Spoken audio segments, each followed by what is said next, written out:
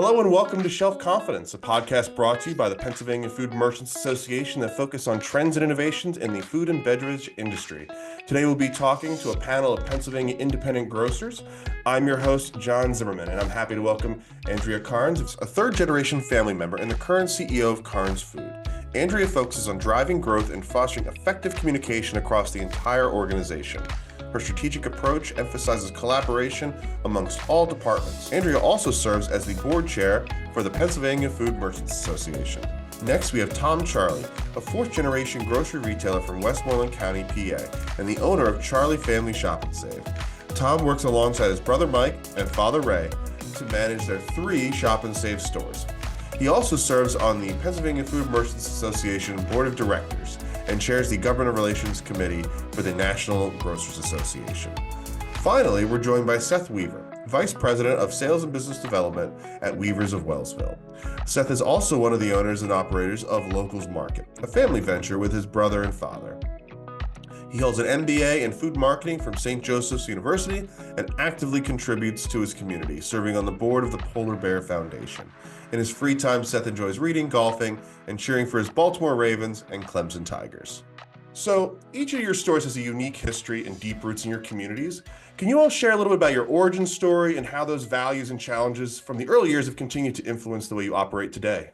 So my company is a 5th-generation family-owned company. We're actually a wholesaler that provides refrigerated products to independent grocers throughout the Mid-Atlantic. We were started back in 1889 as a small butcher shop in the town of Wellsville, Pennsylvania. So I won't go back that far with the origin, but we are a manufacturer of smoked meats products, and in roughly about the 60s or 70s, a lot of manufacturers were driving their own products around to stores, going store to door with a few boxes of 1 or 2 things. A lot of consolidation started happening with transportation, where many of the manufacturers started hiring other firms to deliver their products. Our goal was sort of the opposite. We started finding these manufacturers, putting them onto our trucks, and growing our distribution business. And I've told people that from the very beginning, that's still the exact model that's grown us into, a business that's carrying nearly 10,000 different items. We are just constantly looking for what item of value can we put onto our trucks that can ride with what we're already going with, to benefit the stores and to benefit us. So nothing's really changed, except we've gone from bringing 5 boxes of meat and cheese to several pallets of everything from, salad dressings to baked goods to ingredients and any other thing we can fit on the truck. I am a 4th-generation retailer outside of Pittsburgh. My great-grandfather came to America from Syria when he was 16, didn't speak English, and started selling produce off the back of a bike, like a rickshaw kind of thing. And then he grew that into, he sold enough produce so he could buy a truck, and he sold enough product off the truck that he could build a warehouse. And so we originally started out as a warehousing distribution company in Western Pennsylvania called Charley Brothers. And over time, my grandparents, or my grandfather and his 2 brothers, ran the business for a while. And then they were purchased by a Super Value because they didn't have an obvious successor, because my father wasn't involved in the industry at the time. And then back in the early 80s, my dad decided to get back into the industry, which was the retail side of the business. So in 83, he got his first store. And then I was born 3 months later. So my mom loved my dad starting a new business, owning a new store when she had a child that was newborn. Smart man. I was the gift of the new store. And then I started working when I was like 12 years old, I guess, in the store. And I've done a little bit of everything from bagging to janitorial to every department. And here I am at 40. It goes fast, that's for sure. But we have 3 stores, and we're grinding for sure. So Karns Food started in 1959 by my grandfather. So I'm a 3rd-generation family member. And the origin of our company comes from my grandfather was in the Army, and he was called the Flying Butcher. So in the Army, he was a butcher, and that was a trade that he learned that when he left the military service, he transitioned that trade into a standalone butcher shop. So that's really where our roots came from. Since 1959, we've been fortunate enough to be able to grow to 10 store locations in the central Pennsylvania area. And we still hold true to that original foundation, that original benchmark being a butcher store. So Yeah, so we range from 35,000 to 65,000 square feet in store locations. However, customers who come in, they're still drawn in for that keystone, that butcher shop. So we still hold true to our roots there, and honor my grandfather's heritage every day by having that full service meat department and staying focused on what sets us apart from our competitors. I just think it's great that you guys are all multiple generation store owners. Like, that's an amazing story, just right off the bat. Like, I'm just really impressed by that. So, like, obviously you guys have been doing this for many generations. Like, what core values have you guys like fermented in your organization that you now are still moving forward with? Like, how do you guys sustain that? Yeah, I think that in my organization, I think there's a guiding light that I think Andrea, because I know Andrea pretty well too. I would say that the guiding light that we have is similar across independent retailers, but that is like do the right thing. And that is such a great barometer and great like North Star that I know our organization has kept as its paramount focus, right? So there's no like gadgets or anything exciting that we're doing that's different. It's a fundamental belief in, hey, if we do the right thing, it's going to be rewarded. And we really focus on that 365, right? That's our focus every day of the week. It's just do the right thing and everything else will kind of fall into place. Yeah, 100%. You're correct on that. I agree with you. And so much of that's, we're in the community. We see our team members each and every day. We see our customers each and every day. So it's not that we are in a different state. We're not in a different country. We are there. We're part of it. So the opportunity to see our successes take place, the opportunity to see the ramifications of our decisions take place, and to be able to go to bed at night and know, you know what, I did the best I could for my team members, for my customers. It lets me sleep. It lets me know that I'm being the best community member, the best partner I can be. I also know Andrea. I don't know Tom well, but I assume being an independent retailer that you'll probably agree with this one. But in my mind, a lot of what leads to doing the right thing is communication. And that's both being transparent in what you're doing and listening. We really preach in our organization that the number one thing you can do is listen. We do have a small retail location within our business as well. So both with retail customers and with the other independent supermarkets, listen to where their pain points are, and you'll be successful if you can find a way to address those. So obviously running a family business, a business and a family together, I'm sure creates some unique challenges. How do you guys balance, doing the family aspect of that while also making your business run smoothly? Like, I'm sure that creates some unique challenges. First and foremost, if you don't want to be involved in the business, you should not enter the family business. So number 1, 2, and 3 is, unless your heart and soul is invested, it's best to take a step away. After that, I look at family business really recognizing that there's going to be times that we're going to have disagreements, and then we're going to see each other for dinner that night or that weekend. And so you need to be able to have thick skin. You need to recognize when there's a give and take, let things go, and also provide grace. That's one of the biggest things. And ideally, we're providing that grace for all of our team members, all of our shoppers. But when there is that personal connection, that personal, 365, 24/7 involved, where you have that relationship, not just in your office, not just in your stores, but also at your family dinner table, you really need to allow that to take place and kind of just leave items in the past and step forward. Yeah, I definitely agree. We talk a lot about compartmentalization, and it's funny. Our family is very good at turning it off at the end of the day. If there is a disagreement, if there's something that we're, in a little bit of a fight over, it shuts off when we walk out of the office. But I've even joked before that at home, my dad is always dad. At work, my dad is always Craig. And no, they're not two different people, but in my mind, they sort of are two different people. There's one that is my partner, my sounding board for business, and the other's my dad. So it's the best way that we do it is when you go home, that's the end. That's the end of any disagreements for the day. So, oh man, we live a little differently, guys. I mean, not tremendously different. So the way our operation is kind of organized, it's my brother and I are the ones running the show. My dad was the patriarch of the retail side of it, and he's since retired. So Mike and I are the two that basically formulate our go-to-market strategy, and we're pretty We're pretty rough on each other, but I think that the back of our mind is always what's most important, right? Like, the relationship that we have with each other is the most important thing. But I will say that, like, we don't turn it on and off. Like, it's on all the time. But we also, when we have a disagreement, like what we're talking about here, it's like we solve that disagreement.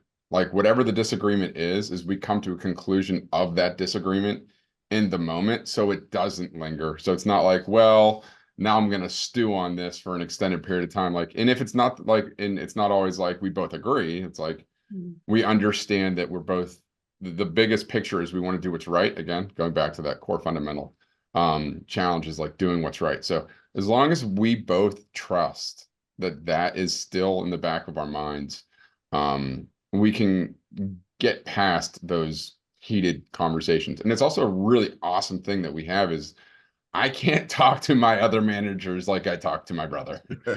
I would have a lot of people quitting, right? And vice versa. It just like you don't have that level of comfort with people. So like that's where I see the biggest value in it. It's like people always say that it's a challenge, because you have that dynamic of like when you go home and you still have to see that person and go to dinner. But in my mind, it's like that's the win. It's like we know that we're going to be cool no matter what. So let's get our opinions out there. Let's say what we need to say. Don't worry about the feelings. Let's just get it out there. And then we'll figure out what's right and what's wrong. I think you all could probably run a class on like conflict resolution. Well, to that point, I mean, we've all had people over the years, and I'm sure your organizations are run the same as mine, where the people I question this aren't with our organization long, but there's people who you question what their motives are. Is the best interest of the firm at heart? Are they off somewhere else? And that is one nice thing about family is no matter how much my brother and I disagree, and I mean, if you were to sit in our office, it can become a shouting match, or my dad and I disagree. To your point, Tom, we know in the back of our heads that it's all coming from a place of what's best for the firm. There are a lot of people that I've worked with that I also feel that way about, but it's not 100% like it is with family. I'm curious, so what advantages do you think being a family-owned business gives you with the community and your customers? We're not a faceless organization. I mean, it's the town of Wellsville has 273 people, so I know that you guys have some stores in some small towns, but none of them rival Wellsville. Half of them are related to me, half of them are related to my wife, and otherwise that's about it. But no, it's in our community. I just got a call today from the one doctor up the road because he thinks that our lunch meat ham has been a little fatty lately. And it's like, what other, can you call, not to drop it, but like you can't call Smithfield and call Mr. Smithfield and say, hey, your ham's a little bit fatty, but it's that is an advantage in the community where the people, they know they can come directly to us. They know that we're real people. They know, again, that our intentions are best for our company. So it's not just some nameless, faceless organization. The phone calls that I think local independents get and the emails and the handwritten letters that local independents get is vastly different than a lot of the maybe regional or national or international companies. And the expectation of response is also vastly different. I appreciate the fact that individuals can contact me, that I'm able to have these conversations, or that when I'm in the store, someone stops me and says, why did you reset the produce department again? And have those conversations and get that feedback. So that's certainly an advantage. As far as what the community expects from us, they also very much expect that we are giving back and we are being a partner within the community, that we're supporting the causes that they value, the causes that keep our services going, whether it's a food bank drive or the local sports team or the high school putting on a musical. There is that expectation rightfully in place that we're part of the community, we live in the community, and so therefore we should be supporting the community. And as an independent, that's something that is top of mind. And it's a balancing act because you have to look around and say, what is the best way to do this? How can we do this and make sure we are supporting as many organizations as possible while staying true to what our core values are in doing that? I would love to hear some stories about ways you guys have engaged with your community locally, like that, in ways that maybe some of the larger stores can't. There's a couple different things that we do. The one that definitely gets the most attention is on holidays that we're closed, right? So Christmas, Thanksgiving, and Easter, the 3 days we're closed a year. What we do is we identify a nonprofit organization to work with, and we put all of like the essential items for that holiday out in our parking lot on a table free of charge. If you forgot something, come and grab it. And we put a big sign out with a QR code on it. It's like, hey, you're more than welcome to have anything that you need if you forgot something. If you have the ability to scan this QR code to donate to this charity. And it's just like, obviously, Walmart isn't doing that. And the regional players aren't doing that. It takes too much coordination. But it's just like, it's a great little thing that we do in the community that just everyone absolutely loves. Like I honestly, I used it this year. I forgot butter. And I was like, oh no, I need butter. So I literally just ran to the store. Someone else was there, like, oh, this is amazing. And I just grabbed a pound of butter and went on my way. But yeah, that's one of the little things that we do, that there's not going to be anyone at any scale outside of an independent retailer capable of doing something like that. One of my favorite ways that Karns uniquely gives back to the community is, Pennsylvania is a state that thrives in agriculture. You drive around, you see farms. It's very much a part of who we are as a state, our identity as a state, and the business itself. And what Karns does is we support a lot of the local fairs, a lot of the local county fairs, and even the state farm show fair. And we go and we bid in the junior livestock auctions.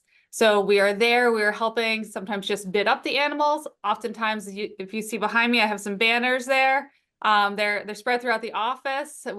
We purchase the various animals and have them processed and have either sales at the stores or we distribute amongst our team members. But it's a great way to reinforce that heritage of our state.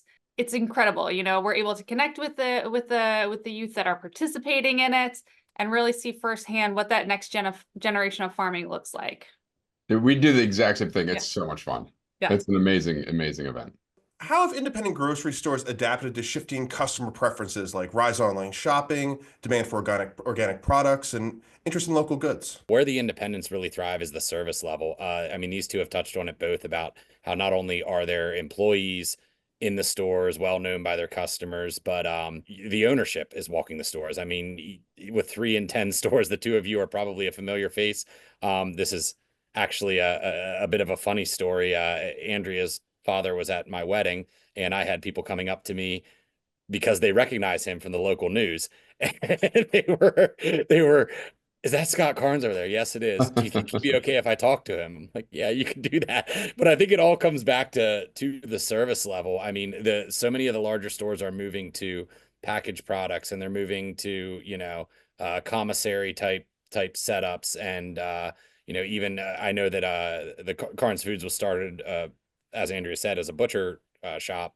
There's a lot of large chains where there's nobody even cutting in the stores anymore that you can talk to about, hey, I'd like that a little thinner. I'd like that a little thicker. So while these sort of efficiency type items like online shopping are, I will say, easier to do by the large chains, there's a lot of shoppers who they aren't necessarily looking for that. To the local products point, we distribute a lot of local products. You're going to struggle to get into a 350 store chain with a product that you can't scale to 350 stores. Whereas I know for a fact a lot of the 1 and 2 and 3 store independents around me are able to bring in products from a producer that could never make something for Safeway, but they get their start. And I can think of a few. Again, I apologize, Andrea's stores I'm more familiar with, but I can think of a few product lines that got their start in Andrea's stores that have scaled up to go, to larger chains over the years.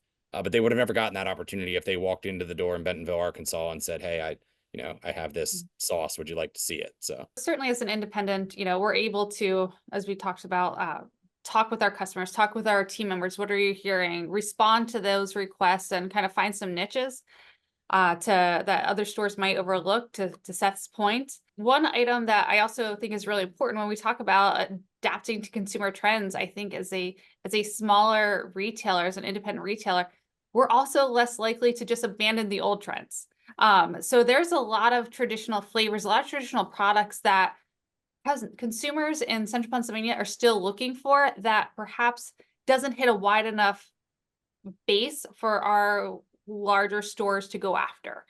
So we still keep them on our shelves and make them available, and they still sell because there's still a market, but perhaps that market just has changed over the years, or it's no longer like the trendy flavor directive in place. So I think as a retailer, we're able to provide that taste of a home, that taste of nostalgia that other organizations may have said, you know what, it's no longer a large enough piece for our pie.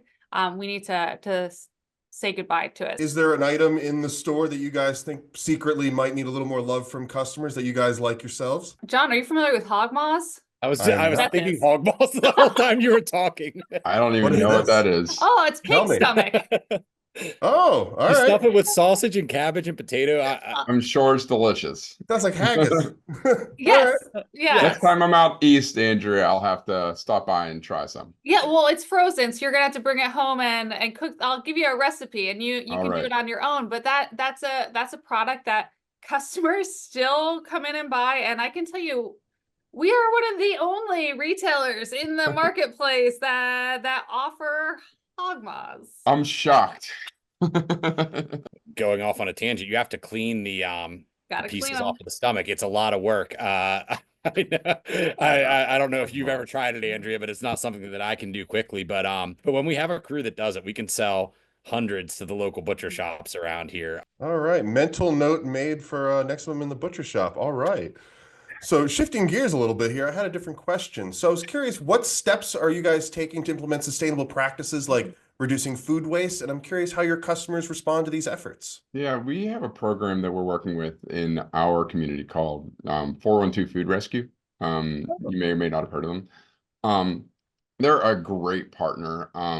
They come in weekly, multiple times a week to each one of our stores and pick up close dated and out of date product and deliver them to families in need. Obviously, it's still quality product. It's just once it goes past that date, we don't sell it. So it's a great program. We've been partnering with them for a couple of years now, and for me, it's just something that I think that is a responsibility for our organization to make sure that that stuff just doesn't go down the disposal or into the trash.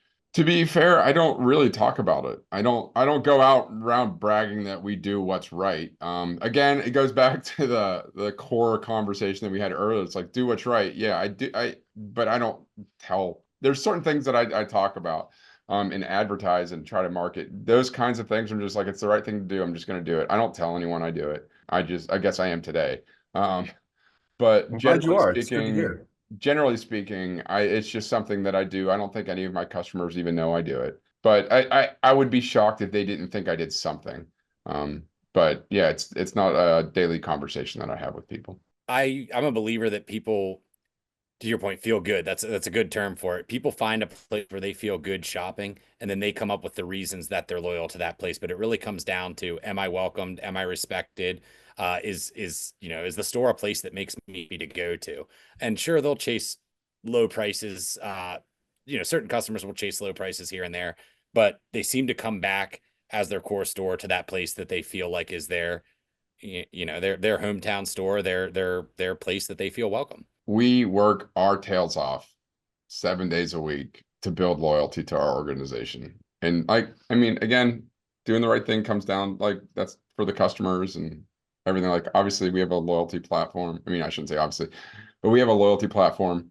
And we do all the advertising and promotional spends and things like that to try to attract customers and get new customers into our store. But at the end of the day, it comes down to operations. It's blocking and tackling, doing the right thing in the store, making sure that customer has a great experience. And that's where 100%, I shouldn't say 100%, the majority of our focus is in those aspects of operational excellence. That's awesome. So I'm sure your grocery stores have all kinds of interesting experiences and interesting stories. I would love to know, like, what are some of the funny moments you guys have had while running your stores where you kind of paused and went, well, that's a first. Well, last week, someone drove a car through my produce department.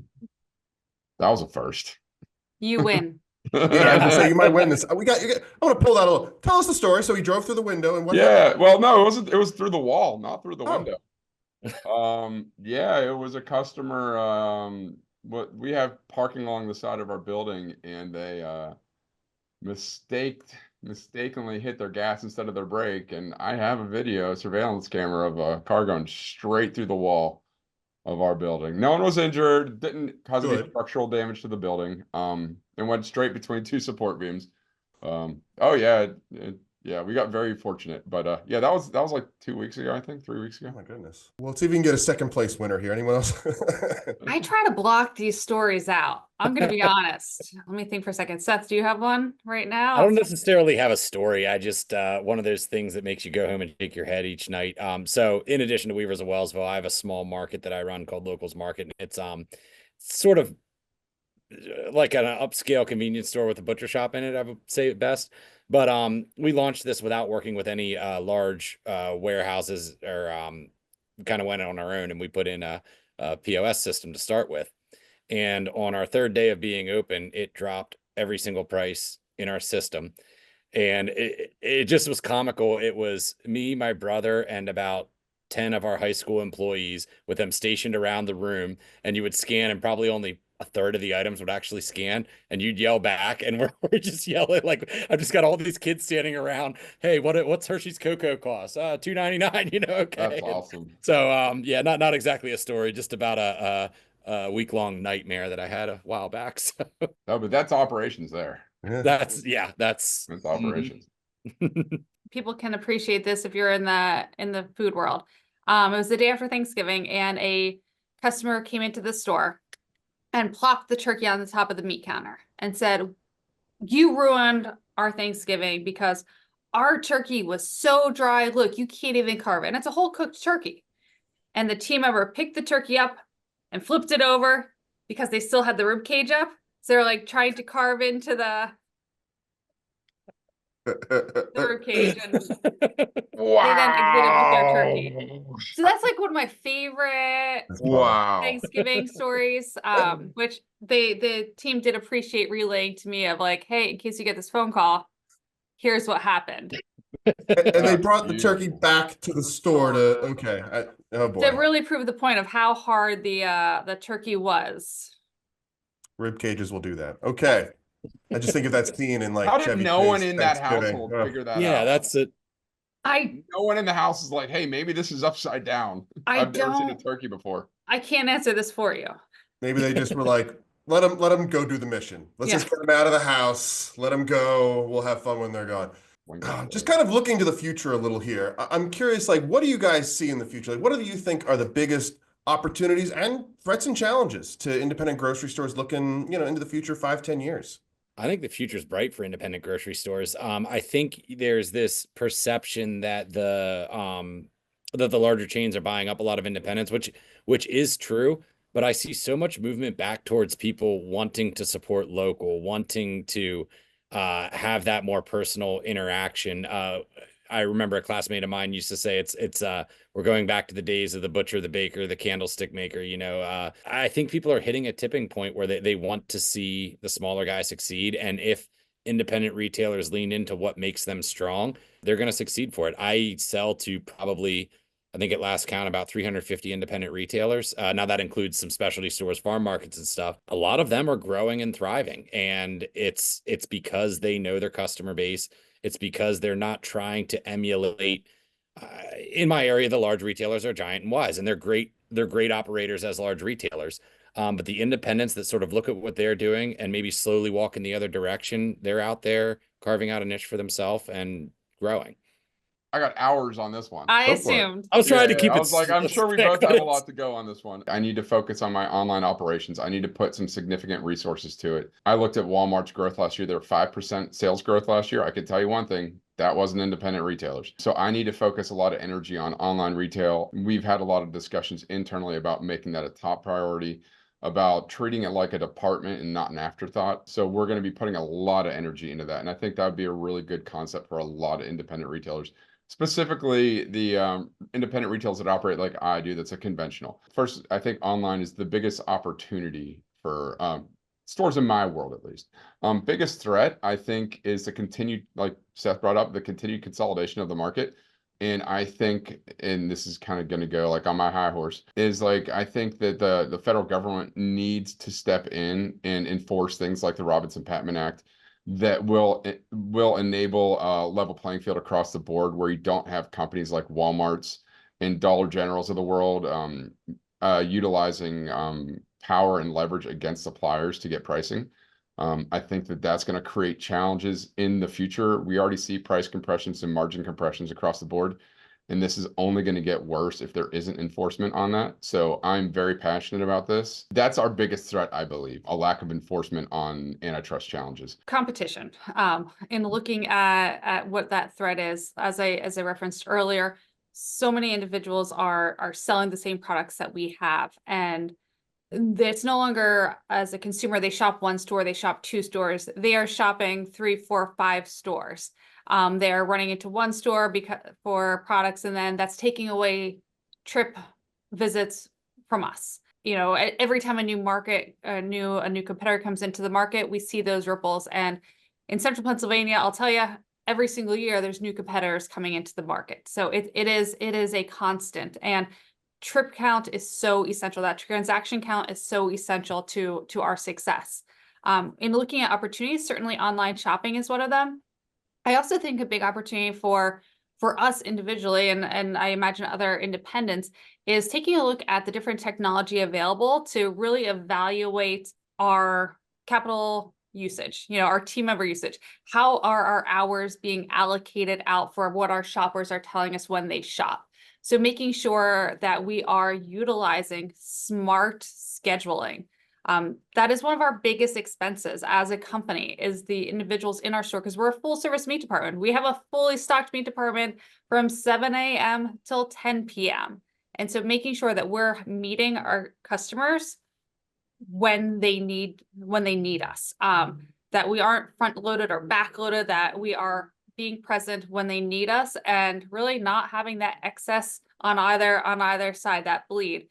We know our competitors are running very efficient models, that they are looking at all the data and they're running the analytics and having AI help build their schedule. And that's something that we need to explore, that we need to embrace, to make sure that we are saving every expenditure, every dollar. Because in the grocery world, dollars, pennies, they add up, and they add up to a make or break as a retailer. Andrea and I don't know about you, Seth, but I know that we're definitely the first technology generation in our organization, and trying to find ways to implement efficiently, because it's not easy to get people that have been grocery people for their entire life to adapt to new technologies, finding those new technologies that make it easy to adapt to, and add value. There are so many technologies out there right now. And we just have to figure out what's the right one to use, because I couldn't agree more. There's so much efficiency out there that we're missing out on right now. And to that point, you have to get buy-in from those upper generations as well. I mean, that's a struggle we have. You know, there's AI price comparison tools that are extremely low cost right now. But I'm sure you have people in your organizations who, if you were even to suggest that to, they'd say, I have a pen and a paper. What do I need? You know, I'm going to go walk through the local Walmart and write down all the prices. Why would I want to, you know, use AI for it? And I will say that buy-in is a big problem when it comes to valuable technology, because it's only as good as the people who will use it. And if you can't get your organization to use it, then you're sort of throwing money at a wasted project.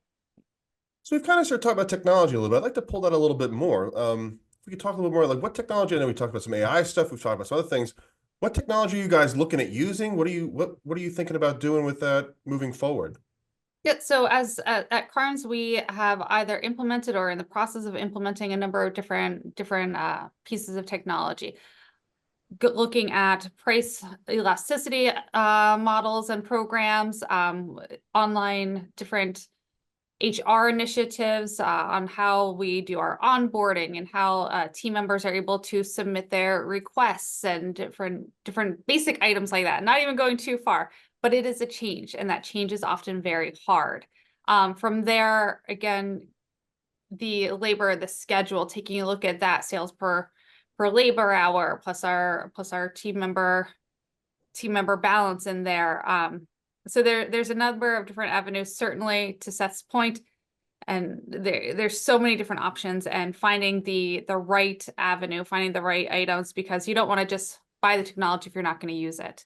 That's always somebody, yeah, it's cool and great, you can see different things, but if it's not going to get that return, it's not worthwhile. Yeah, I think at our store, I categorize technological uses at store level and at my level, right? There's definitely two different worlds. Store level, like we're leveraging new technologies for training, individual employee training. We're leveraging things for managerial training, scheduling software, all of that stuff. And the front end systems, like we're using artificial intelligence to monitor our front ends for theft and breakage from cashier error. And then at my level, it's I'm using technology for training. Like and it's a simple thing, but it's like I use Masterclass for all of my high level management to do training. And then I personally, I'm hardcore about ChatGPT. I live with that in my world. I use it every day, all day. That's how I get things done now. I work in comms and marketing. I hear you on the ChatGPT stuff. I absolutely do. I had mentioned earlier AI price comparison tools. I mean, there's tools that you can find online. If you're looking at a grocery item, what does Amazon charge for it? What does Walmart charge for it? And plug it in with what are you paying for it, and what can you reasonably charge in your market? So that's a great one that's going on right now. But to your point, Tom, the amount of educational programs we have at our fingertips today that we didn't have 25 years ago is amazing. I have some people within my organization who are they're just learners. They want to learn. They want to know more. And every week they're coming back to me with a webinar they watched, or a big one with us is so being a wholesaler. I have a team of salespeople on the road at all times, and there's two that come to mind that are always listening to some sort of audiobook or podcast about the grocery industry, about management, about sales tactics, about anything you can imagine out there. Whereas 20, 25 years ago, you had to go find the book on tape, find it in a catalog, or maybe at your local bookstore or something like that if you wanted to do that. And it's made lifelong learning a much easier prospect. So, reflecting on your guys' experience, what advice would you offer someone who's considering entering the independent grocery business today? First and foremost, be prepared to work hard. To do the work, the independent grocery retail work is not done from behind a desk. You need to be willing to be on the sales floor when it's needed, during those peak times, working with team members, being prepared to balance and communicate in a lot of different fashions. Within our store, from a team member standpoint, we have people who have their very first jobs with us. They're 15 years old, they've never collected a paycheck before, and it's their first day on the job. So you need to be able to communicate with that individual. At the same time, you need to be able to communicate with the individual who perhaps this is their retirement job. They were just a little bored sitting home, and they're looking to work one day a week just for something to do and a little bit of extra cash. But they come from a totally different background and have totally different motivations. So being able to kind of like switch voices from one individual to the other, to have that ability is key, because you need to be able to talk and communicate and connect with each one of those individuals. Again, I'm speaking on behalf of Weavers of Wellsville here, but I did recently open an independent retailer, so I can speak a little bit to this, and maybe you can replay this 5 years from now and go, wow, he knew what he was talking about, or hey, that idiot went bankrupt. But we'll see. But both things could be true at the same time, by the way. Yeah. That's true. But no, so our biggest beliefs in starting our new store, one thing I think we really succeeded at, and one thing I've spent the last several months digging myself out of a hole where we did not get off on the right foot. The first would be invest in your people. There's a lot of things you can come back from as far as customer experience goes, but a poor personal interaction is something that somebody's not going to give you a second chance on. If somebody comes in with their turkey and it's cutting it the wrong way, and the person behind the counter is friendly about it despite laughing their head off at it, they're going to remember that as a slightly positive experience. We had a few people who had experience in the industry, but more often than not, when we were trying to interview and staff a store, we were looking for personalities. If you could sit in an interview and talk to me for 20 minutes and make me laugh and make me enjoy my time with you, I want you out there in my store. The second thing is to know what sets you apart. We had some issues early on where it was almost like we just tried to be a smaller version of some of the people that were around us, and it really, really blew up in our face. And it was almost like we stumbled into that. We knew we didn't want to do it, but we found that we ended up doing it. Obviously, your store has to have essentials. There's things that you have to have on the shelf. But we started looking at what can we add in that isn't available in our area, or, what's popular in, say, Pittsburgh, but hasn't made it to central Pennsylvania yet? Do we give that a shot? But that can come in a lot of different forms, but you have to really look at yourself and see, why would somebody want to come to my store versus the larger box store? And then really lean into that in your marketing and your operations, just your general focus of what you do. The very first thing I would tell someone thinking about this is be organized. Anytime someone asks me about how hard my job is or how challenging it is, I'm like, there is not, and in my opinion, I think this is true. The longer I do it, I question myself, but anyone could do one of the every single one of the tasks I do. But it's the number of tasks that makes the job hard. And at my level, it's a little different because I'm negotiating contracts and stuff like that. But I'm just thinking about from strictly the operations of a store. There isn't like one thing that's like incredibly challenging that's not teachable. But it's just the vast number of things that you have to do to run a store is immense. And if you are not very organized and have every one of your ducks in a row, it can get away from you very fast. So that's the most important thing in running a store, is being organized. And the second thing what Andrea brought up was like communicating with people. So it's understanding that you and your worldview is not everybody's. Not everyone you're going to talk to is going to react the way you think they should react. And that's okay. You might have a 40-year-old man cry because you told them that they did something wrong. And you're like, what is going on? I don't understand this. Or you might have an 18-year-old girl accept it. And you're like, I was assuming that these roles would be reversed, right? But then you talk to a meat manager and you're like, whoa, what just happened? And that's all meat managers are that way, to be fair. But no, it's just knowing that don't go in with assumptions on how people are going to react, how people are going to handle the information you're conveying, but having the understanding, like we talked about earlier, is like, as long as you believe you're doing the right thing and keeping that in the back of your mind, that helps a lot with all of this. And then going to your competitors and doing all the work, like Andrew said, it's a ton of work. But yeah, it's not rocket science, but it's hard work. Well, this was a really great conversation, guys. I really appreciate you all taking the time to chat with us today about all this fun subject matter. It's just amazing. I really do appreciate it. So this was a great conversation. Thank you all so very much. On our panel today, we had Andrea Karns, CEO of Karns Quality Food, Tom Charley, owner of Charley Family Shop'N Save, and Seth Weaver, Vice President of Sales and Business Development at Weavers of Wellsville. Thank you all for joining this conversation. Thank you again for turning into Shelf Confidence. If you enjoyed today's episode, please smash that subscribe button, share, like, and review us on Apple Podcasts, Spotify, wherever you get your podcasts. Until next time, I'm John Zimmerman, and this is Shelf Confidence.